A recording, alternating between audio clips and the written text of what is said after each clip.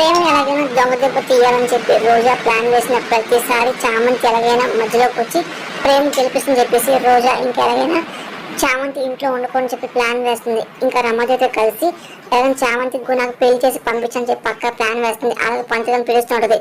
గుణ family వస్తారు. అది చూసి ప్రేమ ముందు చాలా బాధపడుతుంటాడు. ఇంకా చామంతికి ఏం చేయాలో అర్థం కాదు, టెన్షన్ పడుతూ ఉంటది. ఇంకా రమాదేవి గుణ వాళ్ళతో మాట్లాడుతుంది. అలాగే పంతులను పిలిపిస్తుంది. ఇంకా పెళ్లి ముహూర్తం పెట్టిస్తూ ఉంటుంది. చామంతి అడి చెప్పే ప్రయత్నం చేస్తుంది. కానీ రోజా కూడా వినిపించుకోదు. ఎలాగైనా చామంతి పెళ్లి చేసుకోవాలి, అలాగే తన మాట గురించి గుచ్చేయాలని అనుకుంటూ ఉంటుంది. కానీ చామంతి ఇంకా ఏం మాట్లాడాలి, సైలెంట్ గా అన్ని వింటూ ఉంటుంది.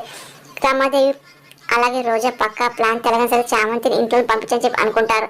అలాగే చామంతి మాట్లాడకుండా ఏం చేయకుండా కామ్గా ఉండేలా చేస్తారు. ఇంకా రోజా ఇంకా అలాగే చూస్తూ ఉంటుంది. ఇంకా చామంతి ఇంకా ఏం మాటలు మౌనంగా అన్ని వింటూ ఉంటుంది. ఆ మాటలు విన్నప్పుడు ఏం చాలా బాధపడుతుంటారు. ఇంకా పంతులు గారిని చామంతికి అలా గుణాకి ముహూర్తం పెట్టమని చెప్పి అంటూ ఉంటారు. ఇంకా అలాగే పంతులు గారు సరే అని చెప్పి ఇంకా ముహూర్తం పెడుతూ ఉంటారు. గుణ చాలా సంతోషపడుతుంటారు. ఇంకా ప్రేమ్ తట్టుకోలేక బాధపడుతుంటాడు. అదంతా చామంతి చూసి కుమిలిపోతూ ఉంటుంది. అలాగే ప్రేమను చూస్తుంటుంది. కానీ ప్రేమ్ తలదించుకొని బాధపడుతూ ఉంటాడు.